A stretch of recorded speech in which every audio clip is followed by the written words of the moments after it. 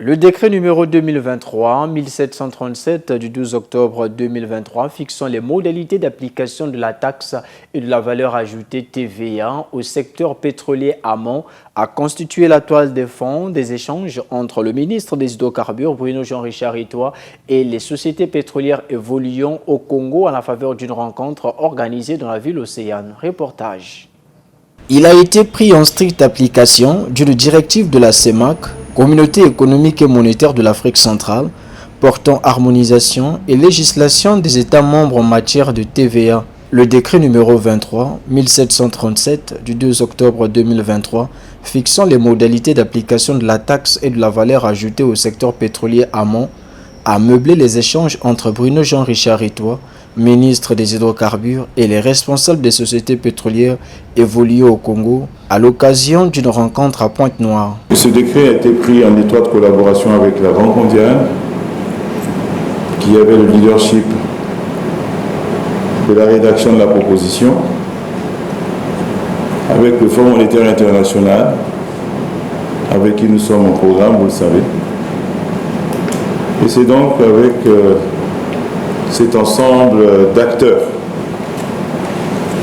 mais aussi toutes ces considérations, qu'a été produit ce décret adopté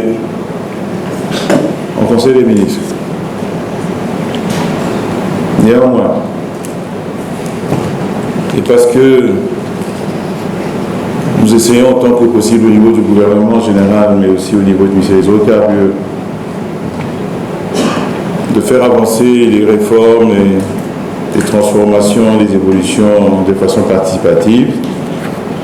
Il était prévu, dès la prise de ce décret, que nous fassions une campagne d'information, d'explication. Par ce décret, la République du Congo entend conformiser la directive de la CEMAC au texte régissant l'industrie pétrolière dans le pays. Il s'agit de concilier pour le gouvernement plusieurs principes. Le premier, c'est l'application d'une directive sous-régionale et communautaire à laquelle nous sommes tenus concernant la mise en œuvre de la TVA et l'harmonisation de cette mise en œuvre au niveau de la CEMAC. C'est une directive supranationale à laquelle nous n'avons aucun moyen d'échapper. Mais en même temps, cette obligation supranationale doit être en harmonie avec nos autres textes, notamment ceux qui régissent l'industrie pétrolière.